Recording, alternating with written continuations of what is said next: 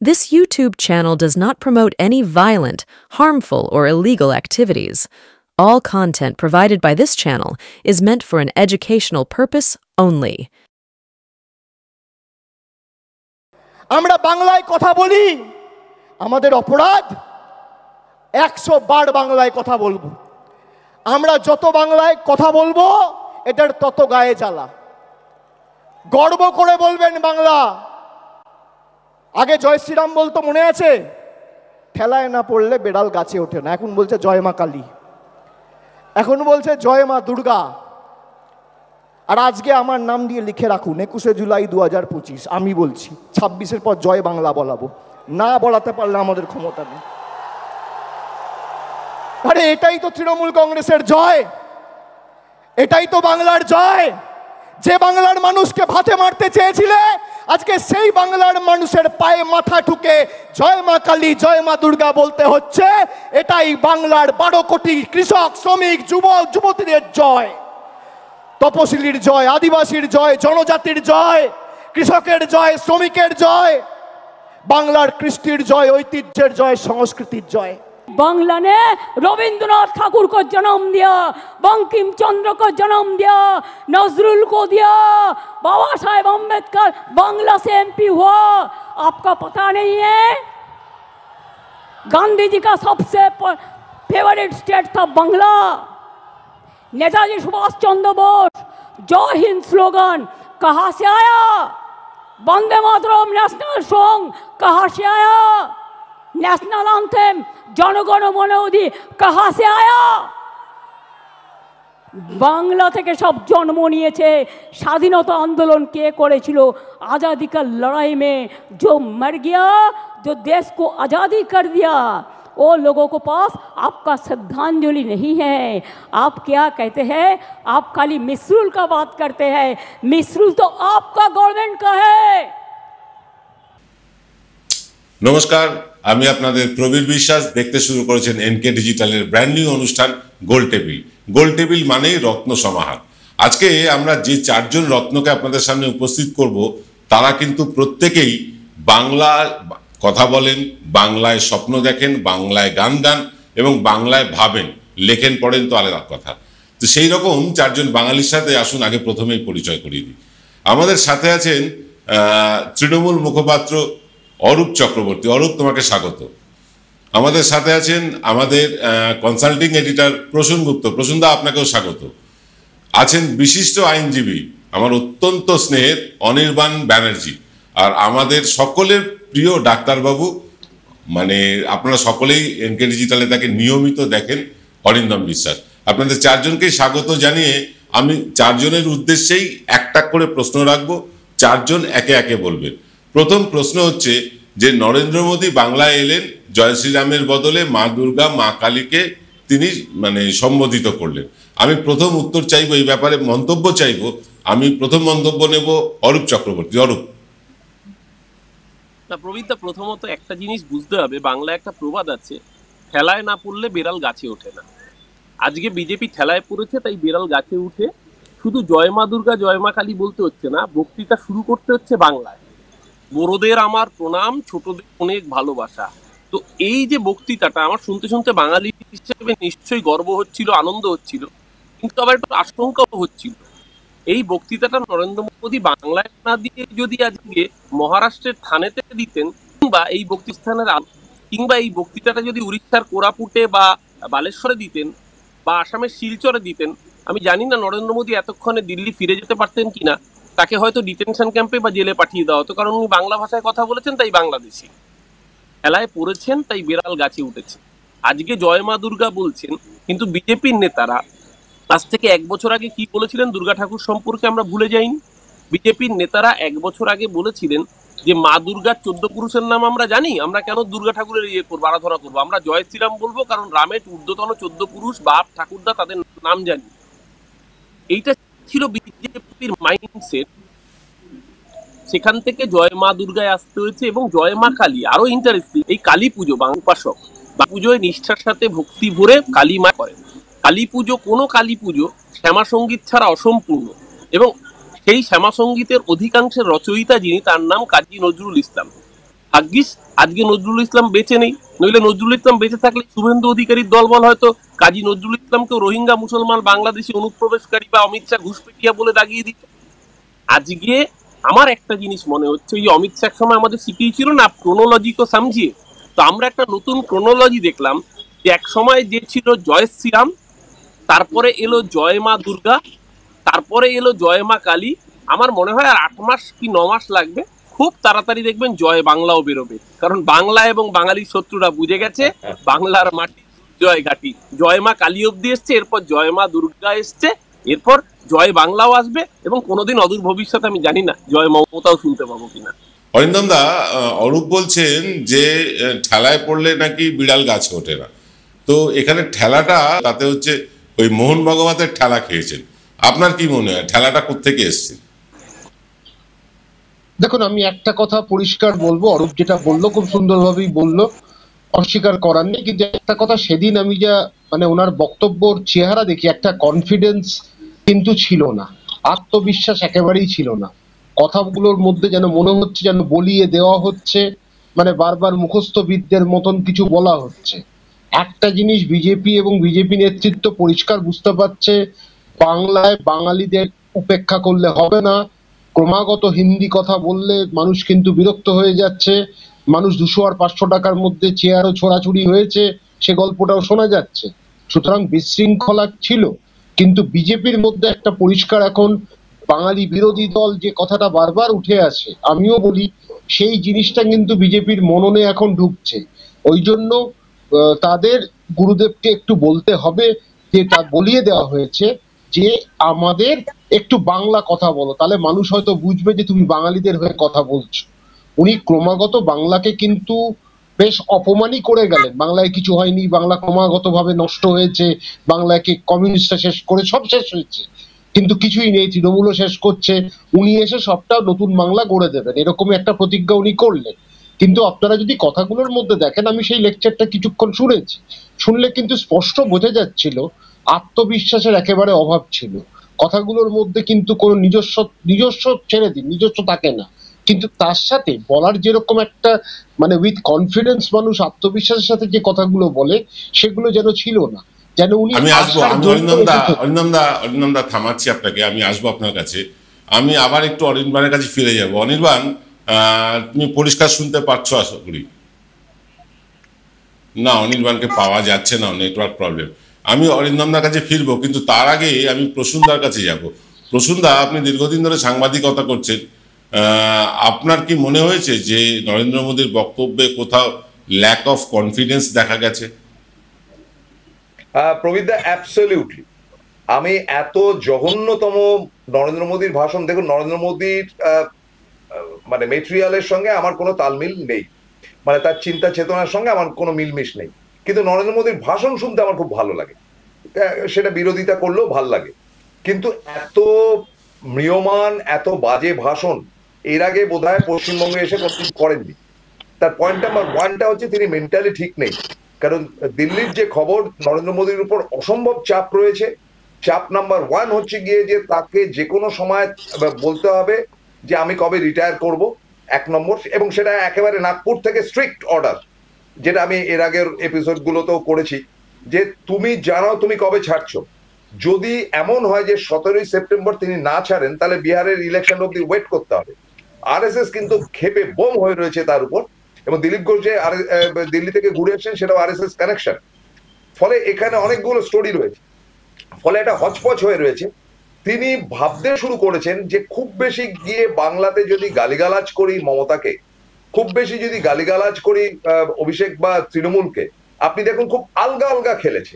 মানে ওই আরজিকার মে ইয়ে হুয়া, অত্যাচার হুয়া, ধর্ষণ কথাটা বলেনি একবার, আচ্ছা ও কলেজ মে হুয়া, একটাই খালি তিনি তেরে পড়ে উঠেছিলেন, সেটা বললেন যে বাইরে থেকে ঘুষপেটিয়ে আসলে তাদেরকে আইনগতভাবে শাস্তি দেবো। এছাড়া নরেন্দ্র মোদীকে কিন্তু, নরেন্দ্র মোদীর যে প্যাশন থাকে, যে মানে জোশ থাকে, সেটা ছিল না একটাই কারণে, যে তিনি এখন এই মুহূর্তে বাংলার নেত্রীকে চটাতে চাইছেন না। কারণ বাংলা ফাংলা দিয়ে নরেন্দ্র মোদী কিছু করতে পারবে না। স্টেজে বরচাজের মধ্যে প্রসূনদা আপনার কাছে আসবো, তার আগে হাত তুলেছে অরূপ, আমি অরূপের কাছেও যাব। অরূপের কথা শুনবো, কিন্তু তার আগে একটা কথা অরূপকে জিজ্ঞাসা করতে চাই। অরূপ, নরেন্দ্র মোদী বাংলা প্রীতি দেখাচ্ছেন, এটা নিয়ে কটাক্ষ করবার মতন বা খিল্লি করবার মতন তো কিছু হয়নি। তিনি বাংলা অস্মিতার কথা বলছেন, তিনি বাংলার যে জাগরণ হয়েছিল, নবজাগরণ, সেই নিয়ে কথা বলছেন, বাংলার দুর্গাপুজো কালী পুজো নিয়ে কথা বলছেন। তো তোমাদের তৃণমূল কংগ্রেসের এত অসুবিধা হচ্ছে কেন এই ব্যাপারে? প্রবীরদা, বাংলায় আরেকটা প্রবাদ আছে, বেড়াল বলে মাছ খাবো না কাশি যাব। তাই বলে কি আপনি বেড়ালকে মাছ পাহারা দিতে দেবেন? দেবেন না। সেই বেড়াল যদি মাছ পাহারা সত্যি সত্যি উপযুক্ত হতো, তাহলে নরেন্দ্র মোদী হেমন্ত বিশ্ব শর্মাকে একবারের জন্য হলেও অন্তত ভর্ৎসনা করতেন। কোন এখতিয়ারে মাতৃভাষা বাংলা লিখলে বাংলাদেশি বলে, অনুপ্রবেশকারী বলে দাগিয়ে দেওয়ার পক্ষে রায় দিয়েছে। নরেন্দ্র মোদী কি রাজধর্ম পালন করেছেন? সেটা না করে ওই যে বড়দের আমার প্রণাম, এই জাতীয় মেকি বাংলা, এটা আসলে ধরা পড়ে যাচ্ছে বেড়ালকে মাছ পাহারা দেওয়ার মতো ঘটনা। আমি অনেকবার শুরু করেছিল না, আমি অনির্বাণ শুনতে পাচ্ছ? সমস্যায় মানে কথাটা কেটে গেল। আমি জাস্ট অনির্বাণকে সেকেন্ড, আমি জানি না অনির্বাণ শুনতে পাচ্ছি কিনা। অনির্বাণ যেটা বলেছে আমি অনির্বাণকে 100% সহমত পোষণ করেই বলছি। যে পয়েন্টটা অনির্বাণ রেজ করতে চাইছিল সেটা এক সঠিক। 17 হচ্ছে, আমরা যেন ভুলে না যাই এই 75 বছর পেরিয়ে যাওয়ার ফলেই লালকৃষ্ণ আদবানীকে কিন্তু সেদিনকে প্রধানমন্ত্রী হতে দেয়নি আরএসএস, দর্শক মন্ডলীতে পাঠিয়ে দিয়েছিল, কারণ আরএসএস তাদের নিজস্ব অনুশাসনের জায়গাটায় কোথাও কম্প্রোমাইজ করেনি এতদিন পর্যন্ত, অন্তত তাই গুণেন। এখানে আর বারবার করে যখন এই কথাটা বলছেন, 17 তারিখে নরেন্দ্র মোদী 75 হচ্ছে, আর 11 তারিখ অর্থাৎ তার 6 দিন আগে মোহন ভাগবতেরও 75 বছর পূর্ণ হচ্ছে। তাহলে কি মোহন ভাগবতও রিপেয়ার করবেন, নরেন্দ্র মোদীও রিপেয়ার করবেন? কারণ নীতি যদি এক হয়। এইখানেই সমস্যাটা। আমাদের মনে থাকবে যে জেপি নাড্ডা বিজেপি সভাপতি, তারও কিন্তু 2 টার্ম হয়ে গিয়েছে। তারপরেও বিজেপি জেপি নাড্ডার অল্টারনেটিভ মুখ খুঁজে পাচ্ছে।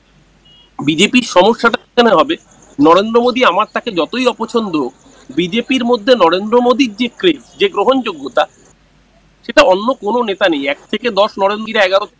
অমিত শাহর যে শারীরিক কন্ডিশন, আমি একটি সংবাদ মাধ্যমে দেখলাম অমিত শাহ নিজেই সাক্ষাৎকার দিয়েছেন যে তিনি এই শারীরিক কন্ডিশন নিয়ে আর বেশি কন্টিনিউই করবেন না। তিনিও রাজনীতি থেকে আস্তে আস্তে অনীহা প্রকাশ। সেই জায়গায় who will be the next one, এই প্রশ্নটা আমরা তুলছি না। আজকে আমি একটা চাঞ্চল্যকর তথ্য দেখছিলাম, একটি ইন্টারভিউ, একটা পডকাস্ট বলা ভালো। সেই পডকাস্টটি করেছেন কুখ্যাত বিজেপির এমপি নিশিকান্ত দুবে। এই নিশিকান্ত দুবে হচ্ছে বিজেপির সেই স্ট্রং হিটম্যান, যে বিজেপির যত অপকর্মগুলো তাকে দিয়ে করানো হয়, সেটা কোনো সাংসদকে, মহুয়া মৈত্রকে বহিষ্কার করা হোক বা অন্য ধরনের কাউকে টার্গেট করে গালিগালাজ করা হোক, সেই নিশিকান্ত দুবে ওই পডকাস্টটিতে ইন্টারভিউ দিতে গিয়ে বলছেন যে উইদাউট নরেন্দ্র মোদী বিজেপি 150 পেরোবে না। কোট আনকোট এই কথা বলছেন যে নরেন্দ্র মোদীকে তার মানে সামনে রেখে 2029-এও তারা নির্বাচনে লড়বেন। তার মানে যেটা সরাসরি আরএসএস বিজেপির যে এজেন্ডা, যে 75 বছরের যে কাট অফ মার্ক, সেই কাট অফ মার্ক নরেন্দ্র মোদীর ক্ষেত্রে ব্যতিক্রম হবে কিনা। তাহলে মানতে হবে যে বিজেপি আর পার্টি উইথ আ ডিফারেন্স নয়, বিজেপি অনুশাসন মানা পার্টি নয়। যেই কারণে লালকৃষ্ণ আদবানীকে মার্গদর্শক মন্ডলীতে পাঠানো হয়েছে, সেই কারণে নরেন্দ্র মোদীকে পাঠানো যাচ্ছে না, কারণ বিজেপি বুঝতে পারছে বিজেপির থেকেও মোদীর ইমেজটা লার্জার দ্যান পার্টি হয়ে যাচ্ছে। এই জায়গায় সেই কলটা বিজেপি বা আরএসএস নেবে কিনা, এটা নিশ্চিতভাবে রাজনীতির একজন ছাত্র হিসেবে আমাদের তো নিশ্চিতভাবে সেই দিকে একটা বাড়তি দৃষ্টি আর বাড়তি একটা অনুসন্ধিৎসা থাকবে। কিন্তু উইদাউট মোদী বিজেপি যে বিগ জিরো, সেটা কিন্তু বিজেপির নেতারাও স্বীকার করে নিচ্ছে। আমি অনির্বাণের কাছে আরেকবার যেতে চাইবো। অনির্বাণ, শোনা যাচ্ছে? হ্যাঁ, শোনা যাচ্ছে। আমাদের প্রসঙ্গ ছিল যে ঠেলায় পড়লে নাকি বিড়াল গাছে ওঠে না। অরূপ এইটা দিয়ে সূচনা করলো। নরেন্দ্র মোদী কোন ঠেলায় পড়ে এত বাংলা প্রীতি দেখাচ্ছেন?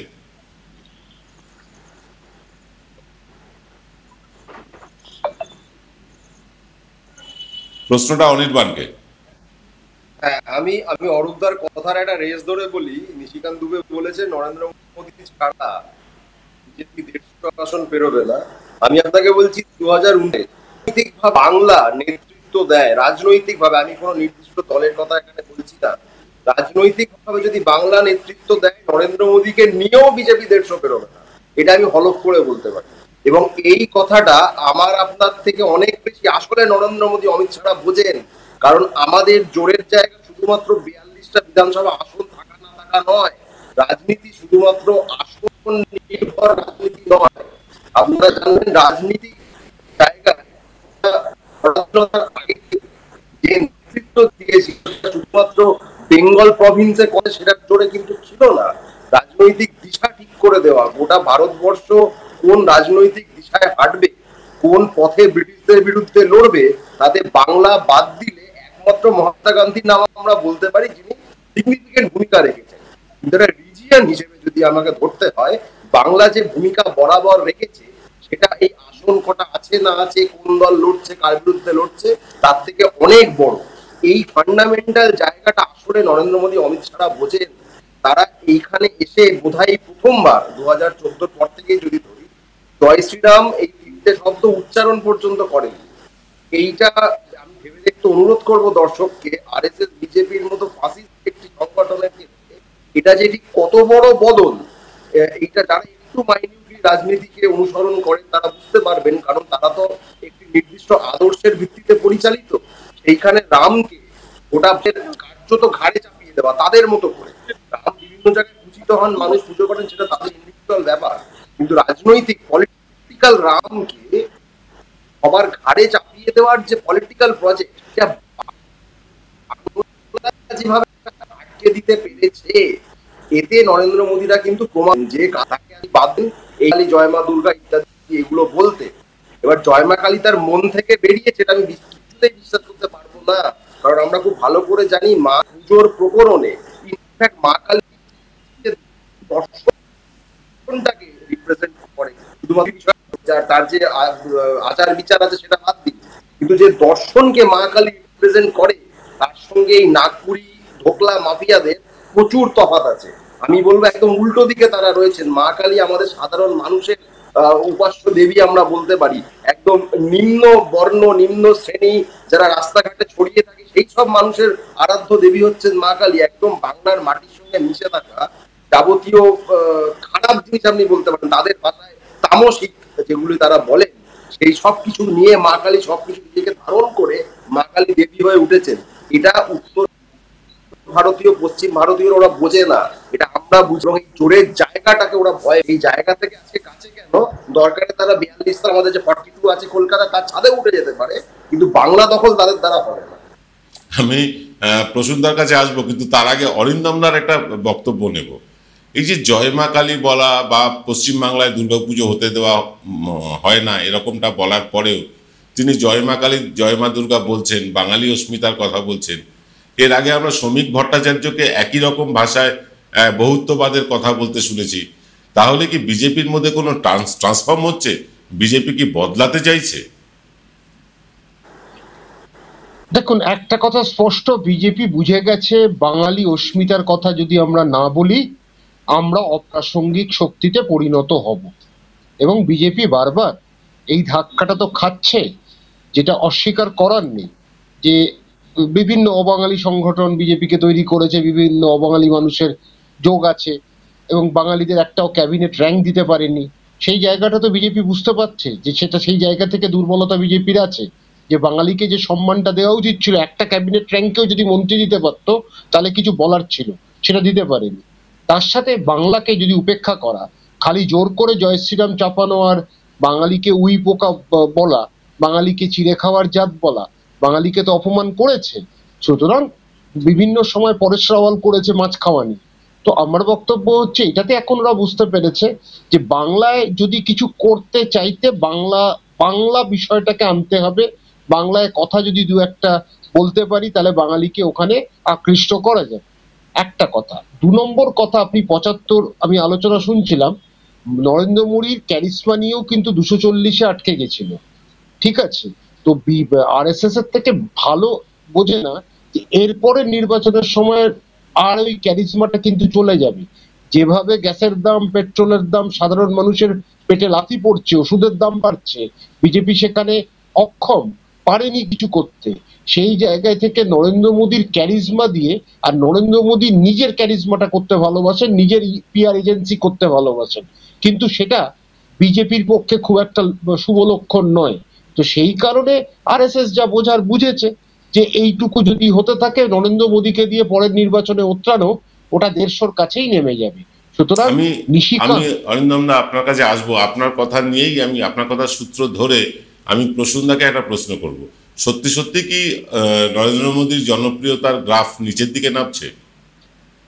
অ্যাবসলিউটলি নামছে, একেবারে 100% নামছে। এবং অরূপের একটি কথার সঙ্গে আমি একটু কন্ট্রাডিক্ট করছি। অরূপ যদিও রাজনীতি সচেতন মানুষ, একটি ব্যাপার হচ্ছে যে গোয়ার তুমি বা আমরা বাঙাল ভাষায় যেটাকে বলি ঘাউড়া, সেটা কিন্তু আরএসএস, এবং আরএসএস নিজেরা ডুবে যাবে কিন্তু তারা তাদের পয়েন্ট থেকে সরবে না, যেটা সিপিএম এর মধ্যেও আছে, তারা জ্যোতিবাবুকে প্রধানমন্ত্রী হতে দেয়নি। Point number 1। পয়েন্ট নাম্বার 2, যে বাজপেয়ী 2004-এ কিন্তু ফিরে আসতে পারতেন, কিন্তু বাজপেয়ী খানিকটা নেহরুভিয়ান ছিলেন, তিনি মাটন খেতে ভালোবাসতেন, স্কচ হুইস্কি খেতেন, ফলে যেটা লাইন অফ আরএসএস ছিল সেটা বাজপেয়ী অনেকটাই অমান্য করেছিলেন। এবং অমান্য করার ফলে অনেকেই বলেন যে 2004-এর পরাজয়ের কারণটা পেঁয়াজের দাম বৃদ্ধি নয়, আরএসএস তার পাশ থেকে সরে গিয়েছিল। সুতরাং আরএসএস এর কাছে আরএসএসটাই শেষ কথা, তাদের কথা যে শুনবে না তাকে তারা ছিটকে ফেলে দেবে। নরেন্দ্র মোদীর অবস্থা কিন্তু তাই হয়েছে।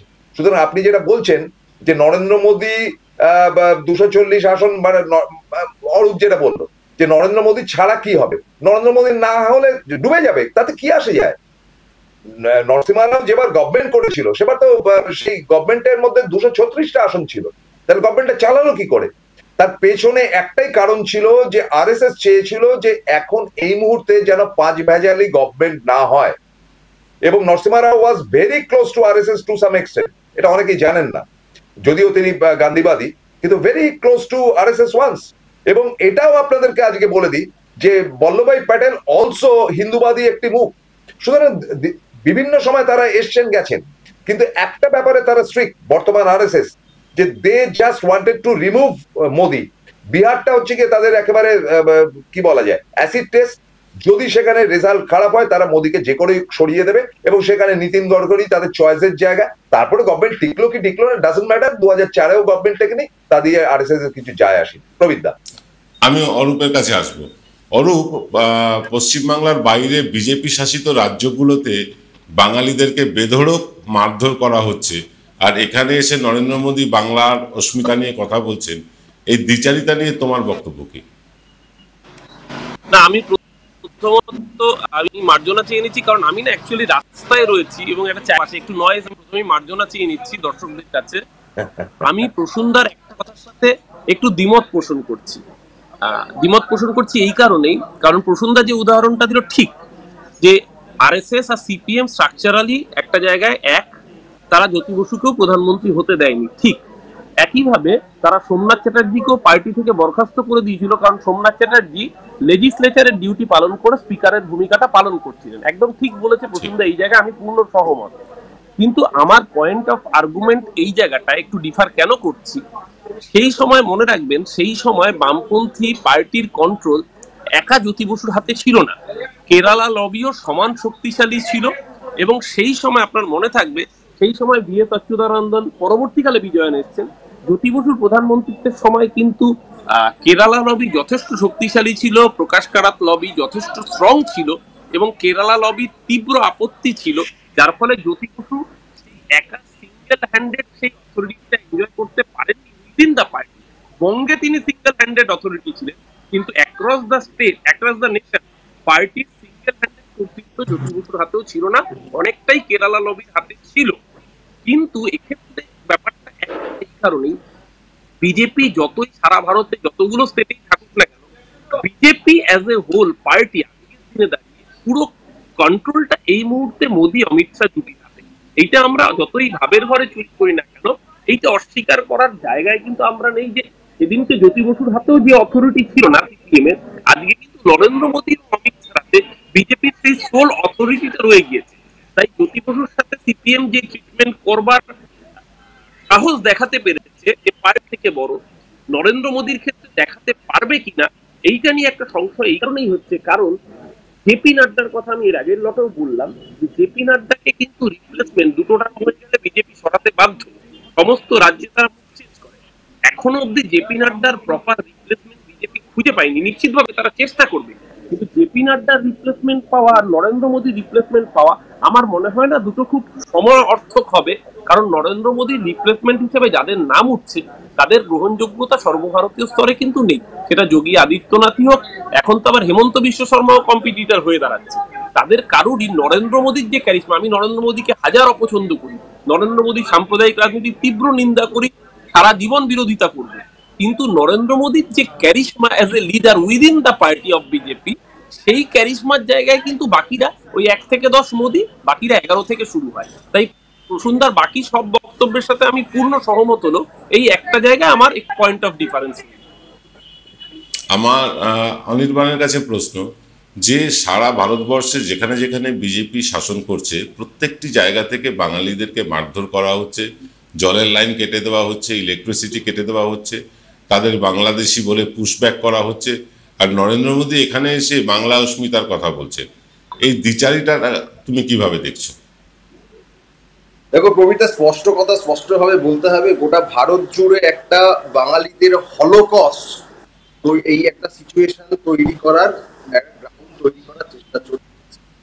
জার্মানিতে যে হিটলারের সময় 1920 দশকের পর থেকে শুরু করে যে ইহুদিদের হলোকস্টটা হওয়ার আগে 1940-এর সেই শুরুর দিক থেকে যখন হলোকস্টটা হচ্ছে, লক্ষ লক্ষ ইহুদিকে ইত্যাদিদের মেরে দেওয়া, অ্যাকচুয়াল ঘটনাটা ঘটছে তার আগে 10 বছর ধরে তার গ্রাউন্ড ওয়ার্ক তৈরি, মানে সাধারণ জার্মানবাসীর মনে এই যে ইহুদিদের চাইতেই পোকামাকড়ের মতো মেরে দেওয়া যায়, এইটাকে এই লেজিটিমাইজেশনটা, এইটা কিন্তু তাদের মধ্যে অনেক সময় নিয়ে তৈরি করা হয়েছিল।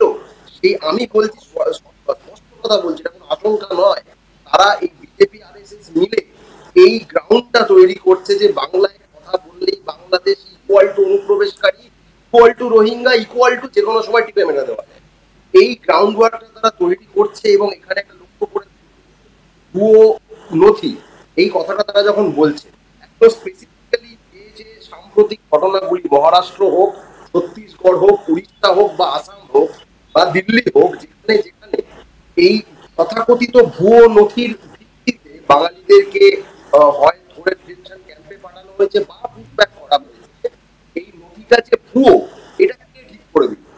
প্রথম কথা, আমাদের ভারতবর্ষের সংবিধানে এই ডিসিশন মেকার, একটা জুডিশিয়ারি ডিসিশন মেক করে, এই এক্সিকিউটিভ অর্থাৎ পুলিশ, তাদের কিন্তু এই অধিকারের মধ্যে পড়ে না যে এটা ভুয়ো না ওটা ভুয়ো নয়, এটা ডিসাইড করা। তারা অভিযোগ আনতে পারে, তারা কাউকে গ্রেফতার করতে পারে যদি তার মনে কোনো রকম মনে সন্দেহের কথা বললে হবে না, তার কোনো অভিযোগ নির্দিষ্টভাবে থাকে, নির্দিষ্টভাবে অভিযোগ প্রেস করে এফআইআর ইত্যাদি করে কোর্ট সেটাকে দিতে হবে।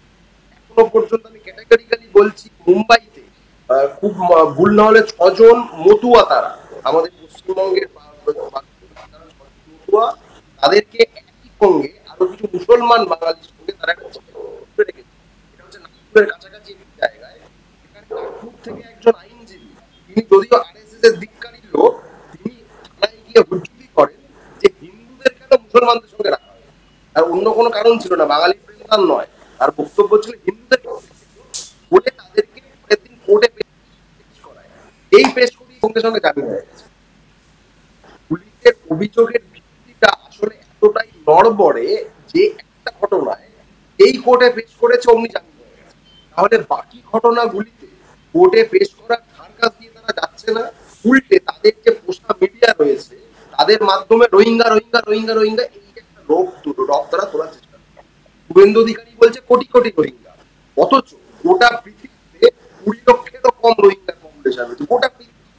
তার মধ্যে কিছু হাজার ভারতে যারা ঢুকেছে, ইউনাইটেড নেশন, ইউএনএইচসিআর, তাদের ইউএনএইচআরসি, তাদের তত্ত্বাবধানে যে ক্যাম্প চলে বা আরো কিছু রাজ্যে ছোট ছোট আছে, মূলত তারা সেটা দেখভাল করে যে তারা রয়েছে। আমি অনির্বাণ তোমার কাছে আসবো, তোমার আওয়াজ ভীষণ কেটে কেটে আসছে, আমরা কেউ ঠিক মতো শুনতে পাচ্ছি না। জয়গুরু রত্নভান্ডার জ্যোতিষ সেবা, এখানে গোল্ড মেডেলিস্ট জ্যোতিষী বসেন। হাই কোয়ালিটির আসল গ্রহরত্ন সবচেয়ে কম দামে এখানে পাওয়া যায়। স্থান বেলঘড়িয়া, রানী পার্ক, বটতলা, 2 নম্বর রেলগেটের নিকটে। 9681345722 এবং 9007778922। Welcome to the world of civil business. A Bengali business personality and the most successful business group, Roy Construction Group of companies, now coming Serib, West Bengal. Mr. Anup Roy, the managing director of the Roy Construction Group company, ready to serve his native land, the Mother Bengal.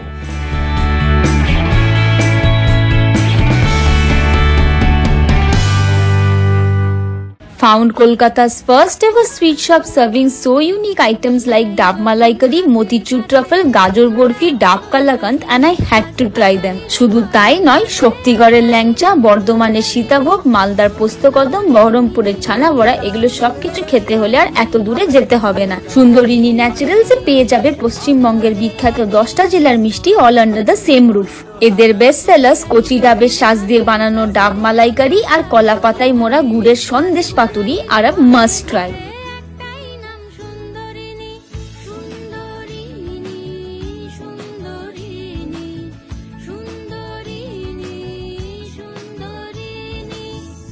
আমি একটু আমার technical টিমকে বলবো যাতে তোমার আওয়াজটা পরিষ্কার করার ব্যবস্থা করে, তারপর আসছি তোমার কাছে। আমি যাব অরিন্দমদার কাছে। অরিন্দমদা, নরেন্দ্র মোদী এখানে অনুপ্রবেশকারীদের তাড়াবেন বলছেন, এটা তো আমরা সকলেই চাই। যারা মানে বেআইনিভাবে আমাদের দেশে আছে, তারা আমাদের দেশের সম্পদ মানে ভোগ করছে, সব কিছু করছে, আমরা চাই তারা সরে যাক। নরেন্দ্র মোদী নতুন কোনো কথা বলেননি, কিন্তু তিনি এটা কখনো বলছেন না যে অনুপ্রবেশকারীরা ঢুকলো কিভাবে বর্ডার পার হয়ে, রোহিঙ্গারা মায়ানমার থেকে দিল্লি পর্যন্ত পৌঁছলো কি করে, এইটা বলছেন না। আপনার কি মনে হয় না যে এটা পুরোপুরি বাঙালিদের আইবাস করার চেষ্টা? দেখুন, একটা সাফল্য পেয়েছে, একটা জায়গায় সাফল্য কিন্তু পেয়েছে, সেটা হচ্ছে হিন্দু মুসলমান এই বিষয়টা বিভাজনটা করা খুব একটা না পেলেও আংশিক কিছু কিছু জায়গায় কিন্তু এর প্রতিফলন কিন্তু আমরা দেখতে পেয়েছি, এটা অস্বীকার কেউ করলে হবে না। বারবার যখন ওনারা বাংলাদেশের ঘটনা তোলেন, তখন এক শ্রেণীর মানুষ আছে যারা এই ব্যাপারে যারা মানে এই বর্তমান প্রজন্মর কাছ, যখন পূর্বের প্রজন্ম যারা আগের প্রজন্মর কাছে শুনছেন যে বাংলাদেশে এরকম করে তাড়িয়ে দেওয়া হয়েছিল, এই জায়গাটাতে বিজেপি সফল। ওই জন্য বারবার একটা প্রসঙ্গ যেখানে বাংলাদেশিরা আমাদের সরিয়ে দিয়েছে আর বাংলাদেশিরা নিজেরা এখানে ঢুকে যাচ্ছে, এই জায়গাটাতে একটা ইংলিশে একটা কথা বলে, it has touched an emotional chord with the people. হ্যাঁ, এই জায়গাতে কিন্তু এই কর্ডটা টাচ করেছে, একটা আওয়াজ আসছে কিন্তু ব্যাকগ্রাউন্ডে, আমার মনে হয় একটু অফ করে দিলে যদি কেউ করে দেয়। তো ঘটনাচক্রে হচ্ছে এই জায়গাটাতে আমার মনে হয় সাফল্য, কিন্তু একই সাথে সার্বিকভাবে যেখানে বাংলায় কিন্তু বিজেপি অসফল, বার্তাটা কিছু অংশে পৌঁছেছে, সেটা উত্তরবঙ্গে কিছুটা আপনি ট্রাইবাল এরিয়াতে, কিন্তু যেখানে পুরোপুরি বাঙালিরা থাকছে সেখানে কিন্তু কোনো অসুবিধা হচ্ছে না, সেখানে বিজেপি খুব একটা কিন্তু বড় কিছু ইম্প্যাক্ট তৈরি করতে পারে, এটা ঘটনা। কিন্তু যে জায়গাটা বিজেপি সুড়সুড়ি দেওয়াটা, সেটা কিন্তু ওই দিন উনি গেলেন, কিন্তু এই সুড়সুড়ির মধ্যে যে ঝাঁঝটা থাকে, অন্য সময় যে ঝাঁঝটা দেখা গেছিল সেই ঝাঁঝটা কিন্তু এইবার ছিল না। আপনি যদি দেখবেন এবার কিন্তু খুব গতানুগতিক কথাটা বলেছে। না, আপনার কথা মেনে নিলাম। আমি প্রসূনার কাছে যাওয়ার আগে অরূপের কাছে যাব, কারণ অনেক সময় হয়ে যাচ্ছে। অরূপের কাছ থেকে একটাই একদম স্ট্রেট কাট প্রশ্ন করতে চাই, যে নরেন্দ্র মোদীর এই বাঙালি প্রীতি তৃণমূলের ভোট বাক্সে কি কোনো ডেন্ট ফেলতে পারে? প্রসূনদা, অরিন্দমদা দুজনেই আমার খুব বয়োজ্যেষ্ঠ এবং দুজনকে আমি শ্রদ্ধা করি, যাদের থেকে শিখি রোজ কার্যত। এবং অনির্বাণ আমার ভাতৃসম হলো, কার্যত প্রায় রোজ সভা পরামর্শ করি, তাই ওদের কথা শুনলে আমি প্রতিদিন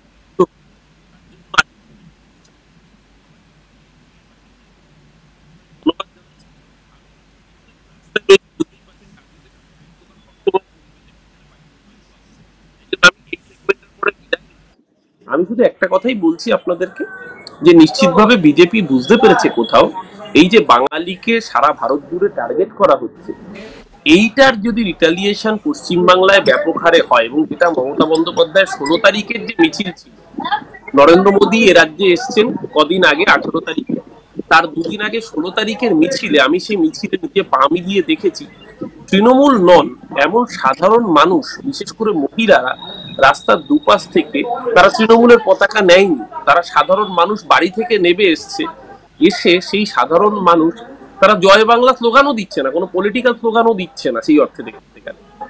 কেউ প্রতুল মুখোপাধ্যায়ের গান গাইছে, আমি বাংলায় গান গাই, কেউ বলছে বাংলায় আমার দৃপ্ত স্লোগান। এই যে বাঙালি অস্মিতা, বাঙালি জাতীয়তাবাদ, বাঙালিকে কোন ঠাসা করা, এইটা বোধহয় বিজেপিকে খুব বড় দিতে হবে আগামী 2026-এর নির্বাচনে। এইটা কিন্তু আমার প্রাথমিকভাবে, এবং এরপর না উড়িষ্যার বুকে, কারণ দেখুন 2 বছর আগে উড়িষ্যায় কিন্তু বাঙালির উপর এরকম অত্যাচার হয়নি, কারণ 2 বছর আগে উড়িষ্যায় বিজু জনতা দলের সরকার ছিল, যারা বাঙালি তৃণমূলের সরকার নয়, কিন্তু তারা বাংলা বিরোধী সরকার ছিল না। 1 বছর আগে মোহন মাঝির সরকার উড়িষ্যায় এসছে, এই অত্যাচার বেড়েছে। হেমন্ত বিশ্ব শর্মার আসামে অত্যাচার বেড়েছে। মহারাষ্ট্রে বিজেপি ক্ষমতায় এসছে, একনাথ শিন্দেকে করে বাঙালির উপর অত্যাচার বেড়েছে। যেইখানে যেইখানে বিজেপি শাসিত রাজ্য, সেইখানে কিন্তু বাঙালির উপরেই এই অত্যাচার বাঙালি রিজেক্ট করেছে বলে আজকে নরেন্দ্র মোদী এটা যখন অনুধাবন করতে পেরেছেন, তখন তিনি চেষ্টা করছেন ক্ষতে প্রলেপ দেওয়ার। তাই জন্য বাংলা ভাষায় তাকে বক্তৃতা শুরু করতে হচ্ছে, বা জয় মা কালী, জয় মা দুর্গা ইত্যাদি শব্দ আনতে হচ্ছে। কারণ বিজেপি তো বোকা নয়, আরএসএস এর তো পেছনে রিসার্চ কাজ করে। তারা এইটা তাদের ইন্টারনাল সার্ভে থেকে বুঝতে পেরেছেন যে এটা বিজেপির জন্য একটা বিরাট বড় সেটব্যাক আসতে চলেছে। তাই আমার মনে হচ্ছে বিজেপি এখন চেষ্টা করবে ক্ষতে প্রলেপ দেওয়ার, কিন্তু যেই ক্ষত দগদগে হয়ে রয়েছে এত সহজে তাতে প্রলেপ দেওয়া যাবে না। আর এইটুকু বলেই আজকে বিদায় নিচ্ছি, যেহেতু একদম রাস্তার মধ্যে কার্যত একটা খোলা বাজারের মধ্যে আমি একটা চায়ের দোকানে বসে আড্ডা মারছিলাম, আমার টাইমিংটা একটু ভুল হয়ে গিয়েছে, দেরি হয়ে গেছে, আমি বাড়িতে ঢুকতে পারিনি, তাই সেই জন্য মার্জনা চেয়ে নিচ্ছি।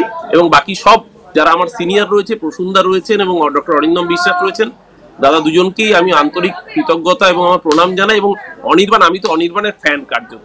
অনির্বাণ প্রতিদিন যেভাবে বলে আমরা প্রত্যেকে অনির্বাণের থেকে শিখি।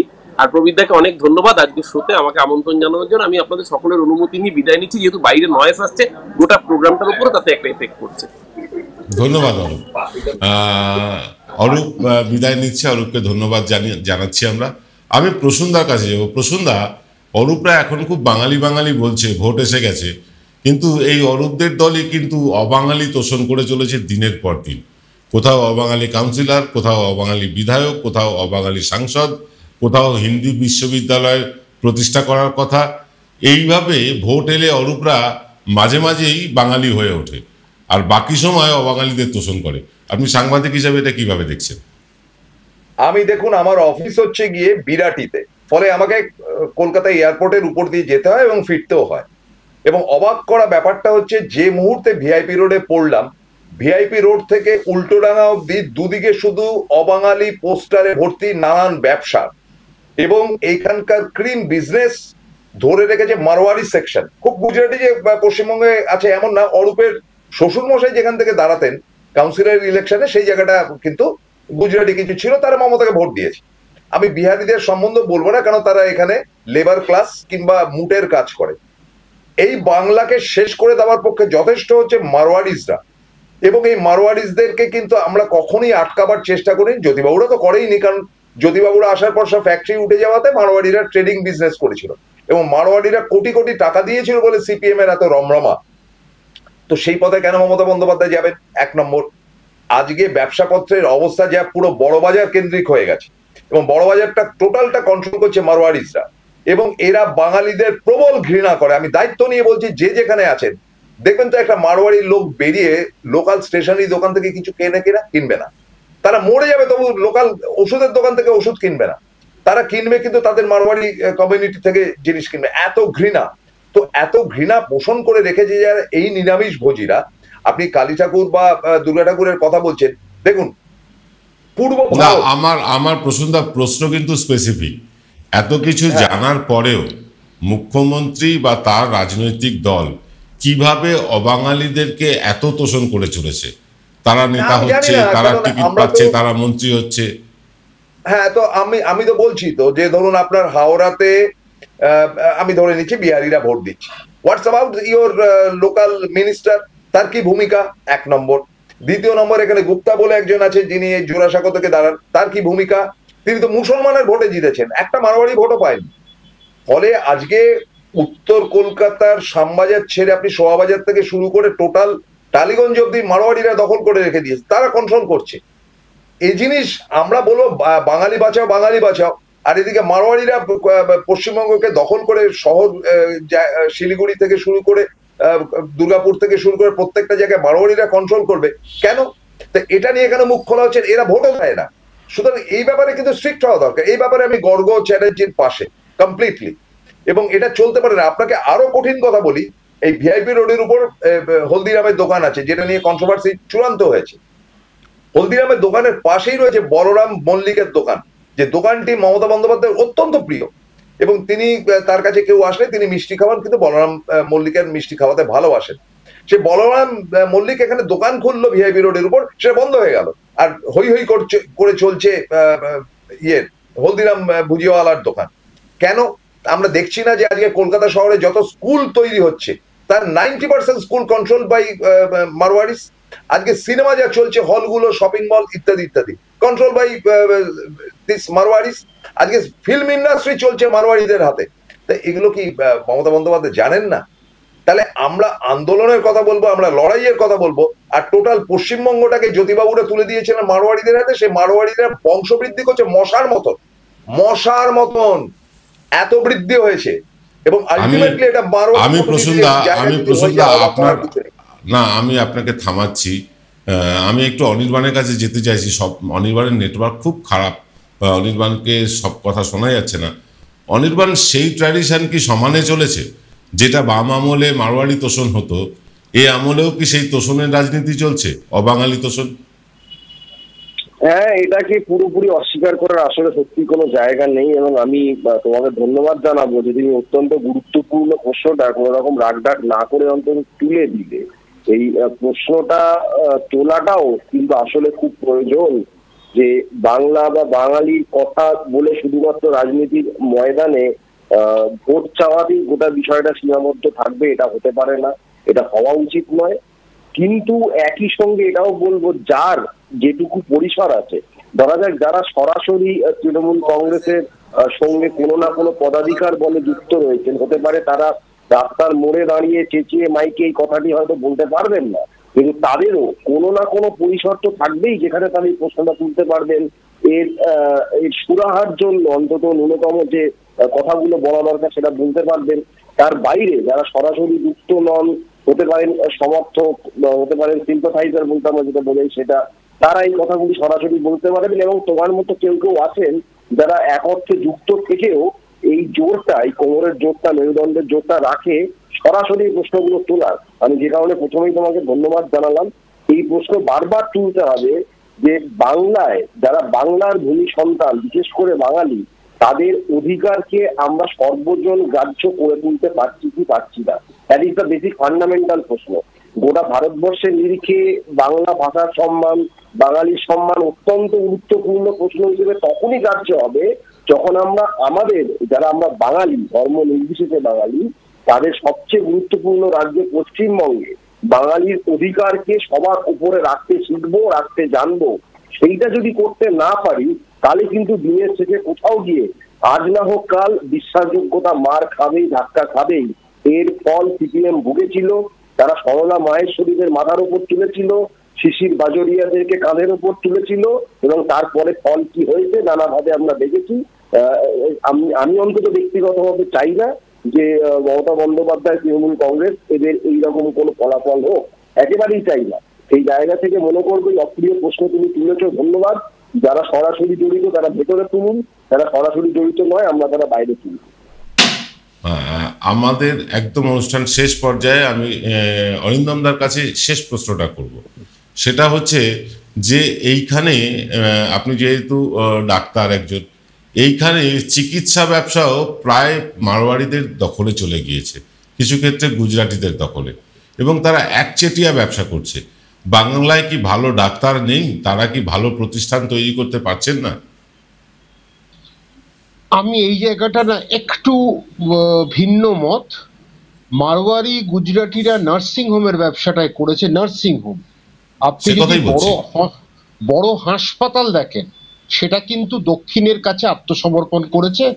সে জ্যোতিবাবুর সরকার হোক, বুদ্ধদেব বাবুর সরকার হোক, মমতার সরকার হোক, 8টা হাসপাতাল মণিপালকে দিয়ে দেওয়া হলো। কেন? প্রশ্নটা আমার এখানে। ঘটনাচক্রে নিট ডোমিসাইল বি বাতিল করতে পারছে না কেন? এখানে আমার একটা প্রশ্ন মমতা বন্দ্যোপাধ্যায়ের কাছে, কেন ভয়টা পাচ্ছেন? তৃতীয়ত, আপনি ডাক্তার, এই যে মৃগয়া মঞ্চ, ভণ্ড মঞ্চ, কতগুলো মঞ্চ তৈরি হয়, আজকে বাঙালির ওষুধের দাম বাড়ছে, এক একটা হাসপাতালে 15-16 লাখ টাকা করে বিল উঠে যাচ্ছে, 28 লাখ টাকা উঠে গেছে। কেন টাউন হলের দরজাটা কি তালা দিয়ে বন্ধ করে দিয়েছেন? একটা টাউন হলে দাবরানি চাপকানি দিলে সব সিধে হয়ে যাবে, একবার হয়ে গেছিল, তারপর থেকে কেন বন্ধ হলো? ঘটনাচক্রে কিছু বাঙালি দালাল ডাক্তার আছে যাদের প্রচুর মার্সিডিজ অডিতে ভরা 8টা-9টা ফ্ল্যাট রয়েছে, তারা এই অবাঙালি ডাক্তারদের সাথে, মানে অবাঙালি ব্যবসায়ীদের সাথে মিলে সাধারণ বাঙালিকে লুণ্ঠন করছে। এটা ঘটনা। আজ আমি কেন বলছি, আমি তো আমার চাকরি নিয়ে ভয় পাচ্ছি না, আমি একটা বেসরকারি হাসপাতালে আছি, কারণ আমি জানি অরিন্দম বিশ্বাসের সোজাসুজি প্র্যাকটিস করেন, তার রোগীর শেষ হবে না, রোগী আসবে শুধু। কিন্তু বাঙালির দুঃখটার কথা আমাকে বলতে হবে। আজকে এক একজন ডাক্তারদের ফিস যদি দেখেন, তারা বাড়িয়ে যাচ্ছেন। এটা কেন হচ্ছে? কার আশকারায় হচ্ছে? আজ অ্যাপোলোতে এমন একজন গ্যাস্ট্রোএন্টারোলজিস্ট আছেন যিনি কোনো বাঙালি গ্যাস্ট্রোএন্টারোলজিস্টকে ছুতে দেন না, যা ধরতে দেন না। এইগুলো আমরা কেন সহ্য করছি? ঘটনাচক্রে হচ্ছে এই কথাগুলো। আপনি ওই বললাম না, মৃগয়া মঞ্চ, ভণ্ড মঞ্চ, কতগুলো মঞ্চ আছে যেখানে তোতলা কাতলা পাতলাদের ভিড় আছে, তারা এই কথাগুলো বলবে না, কারণ তারা ওই পরিকল্পনা, ওই লুপের মধ্যে রয়েছে।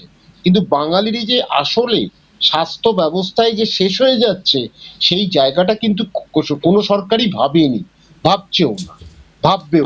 কিন্তু ঠিক, আমি প্রসূনদাকে একদম মানে বলবো অনুষ্ঠানের কনক্লুশনটা প্রসূনদাই করুন, উনি আমাদের কনসাল্টিং এডিটর, উনি কনক্লুশন করুক, আমি অনুষ্ঠানটা শেষ করব। প্রসূনদা, কনক্লুশনে কি বলবেন? প্রথম এবং প্রধান কথাটা হচ্ছে যে বাঙালিদের দাঁত সম্বন্ধে একটা কথা আছে। বাঙালি বা এই পূর্ব ভারত, তারা মাছ মাংস খেতে ভালোবাসেন। অনেকে নিরামিষাশী হয়েছেন, কিন্তু বেসিক্যালি তারা মাছ মাংসের থেকে উঠে আসে। এই মাছ মাংস যতদিন থাকবে বিজেপি এখানে এন্ট্রি নিতে পারবে না। তার কারণটা হচ্ছে দে আর বেসিক্যালি নিরামিষাশী, মানে সেইভাবে তাদের গ্রোথটা হয়েছে, এবং তারাও বিশ্বাস করে যে মাছ মাংস খাওয়াটা অত্যন্ত অপরাধ। অথচ আমাদের কালী বলুন, দুর্গা বলুন, এদেরকে টাচ করে শুধু দুর্গা মাইয়াকে জয় বললে তো আর হবে না। কারণ উত্তর ভারতে যেখানে দুর্গাপূজা হয়, মানে উত্তর ভারতীয় ঢঙে, বা কাশ্মীরের দিকে যেতে যে দশেশ্বরী পূজা হয়, সেগুলো একটাও আমাদের রাজ্যের দুর্গাপূজার সমতুল্য না। আমাদের এখানে মা দুর্গা কিন্তু অনেক এদেশীয় বাড়িতে মানে ষষ্ঠী থেকে অষ্টমী অবধি নিরামিষ থাকে, নবমী থেকে তারা আমিষ খান, বা দশমীতে গিয়ে আমিষ খান। মোটের উপর একটা আমিষের দিকে তাদের ঝোঁক থাকে। সুতরাং এই আমিষ নিরামিষের জায়গা থেকে নরেন্দ্র মোদী বলবো না, বা তার দলবল যদি মাছ মাংসকে অ্যাকসেপ্ট করতে পারে, তাহলে দুর্গাকালীর দরকার হবে না। কিন্তু সেটা তারা অ্যাকসেপ্ট করবে না, ফলে দুর্গাকালী থেকে ঢের দূরে থাকবে। সেই জন্য দুর্গা উচ্চারণ যতই করুন না কেন, বাঙালি তারা ছুঁতে পারবে না। Point number 1। পয়েন্ট নাম্বার 2, মারওয়ারিস কমিউনিটির উপরও কিন্তু যেটা আমরা আলোচনা করলাম, সেটা একটা ডেঞ্জারাস ব্যাপার। এরা প্রমোট করছে কিন্তু বিজেপিকে, এবং এটা মমতা বন্দ্যোপাধ্যায় জানেন। তিনি বারবার করে বলেছেন, আগুন লেগেছিল যখন বড়বাজারে, তিনি গিয়ে বলেছেন আমাকে ভোট দিতে হবে না, কিন্তু আপনারা সেফ সিকিউর থাকুন। তার কারণে ব্যাপারটা আছে। কিন্তু আমাদের কথাটা হচ্ছে যে আমাদের বাইরে যেভাবে অত্যাচার হচ্ছে বাঙালিদের উপর, সেটা কিন্তু আমরা এখানে অত্যাচার করতে পারি না, কিন্তু প্রতিবাদ তো করতে পারি। পাড়ায় পাড়ায়, এলাকায় এলাকায় তো তাদেরকে সেটা ধরিয়ে দিতে পারি। এবং আমাদের সবচাইতে দুর্বল জায়গা হচ্ছে তৃণমূল কংগ্রেসের, সেটা হচ্ছে আইটি সেল। আজকে বিজেপির রমরমা বা তাদের উঠে আসার জায়গাটা হচ্ছে আইটি সেল। তারা এক একজন করছে, কোটি কোটি টাকা তাদের পেছনে ঢালা হচ্ছে। আমি ধরে নিচ্ছি যে আমাদেরও পশ্চিমবঙ্গের আইটি সেল রয়েছে, সিপিএম এর রয়েছে, বা তৃণমূলের রয়েছে। এত বোগাস আইটি সেল কিন্তু আমি এর আগে দেখিনি, যার জন্য কিন্তু তৃণমূল অন্তত শহুরে বাবু বিবিদের কাছে অনেকটা পিছিয়ে যাচ্ছে। প্রবীরদা, দ্যাটস অল ফর টুনাইট। আমি সকলকে ধন্যবাদ জানিয়ে একটা কথাই বলবো, অনুষ্ঠানের মাধ্যমে আমি আমাদের মাননীয় প্রধানমন্ত্রীকে আমি বিজয়া দশমীর দিন আমার বাড়িতে আসার অনুরোধ করছি। ওই দিন খাসির মাংস হয়। দুর্গাপুজোয় উনি যদি আসেন আমার বাড়িতে, আমি অত্যন্ত প্রীত হব, আনন্দিত হব। আমি দুর্গাপুজোর আমন্ত্রণ জানিয়ে রাখলাম। বিজয়া দশমীর দিন আমি আমাদের সমস্ত অতিথিদের আমন্ত্রণ জানালাম। সেদিনকে আমার বাড়িতে খাসির মাংস হয় নিয়ম করে। আমি আপনাদের সাথে প্রধানমন্ত্রীকেও আমার বাড়ির খাবার টেবিলে এক জায়গায় পেতে চাইছি। আজকের অনুষ্ঠান আর দীর্ঘায়িত করবো না, সকলে ভালো থাকবেন, নমস্কার।